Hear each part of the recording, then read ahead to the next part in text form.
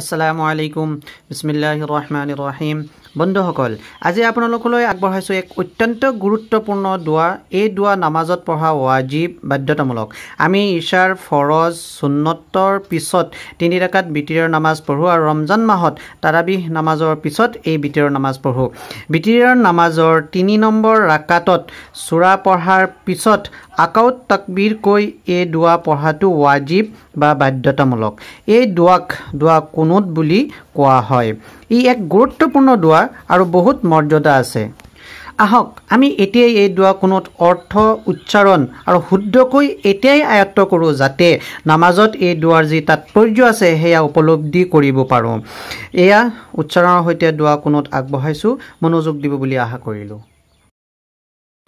আল্লাহুম্মা إنا نستعينك ونستغفرك ونؤمن بك ونتوكل عليك ونثني عليك الخير ونشكرك ولا نكفرك ونخلع ونترك من يفجرك اللهم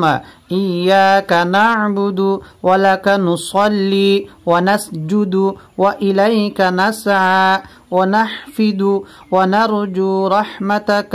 ونخشى عذابك إن عذابك بالكفار ملحق এই দোয়া কুনুতৰ অৰ্থ হ'ল হে আল্লাহ মই তোমাৰে সাহায্য প্ৰাৰ্থী আৰু তোমাৰ ওচৰতে ক্ষমা প্ৰাৰ্থী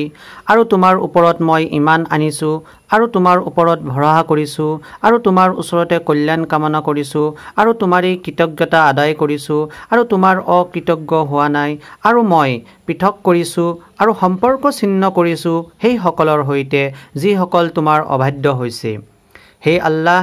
মই তোমাৰেই প্ৰাৰ্থনা কৰো আৰু তোমাৰ উদ্দেশ্যেই নামাজ আদায় কৰো আৰু সিজদা কৰো আৰু তোমাৰ ফালেই আমি ধাবিত আৰু তোমাৰ উদ্দেশ্যেই তোমাৰ আদেশ পালনৰ বাবে প্ৰস্তুত আৰু মই তোমাৰ কৰোণাৰ প্ৰত্যাহী আৰু মই তোমাৰ আযাবক ভয় কৰো নিশ্চয় তোমাৰ শাস্তি কাফিৰবিলাকৰ ওচৰত অৱধাৰিত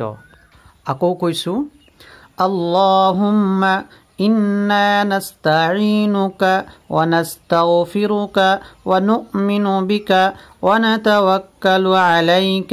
ونثني عليك الخير ونشكرك ولا نكفرك ونخلع ونترك من يفجرك اللهم إياك نعبد ولك نصلي ونسجد وإليك نسعى ونحفد ونرجو رحمتك ونخشى عذابك إن عذابك بالكفار ملحق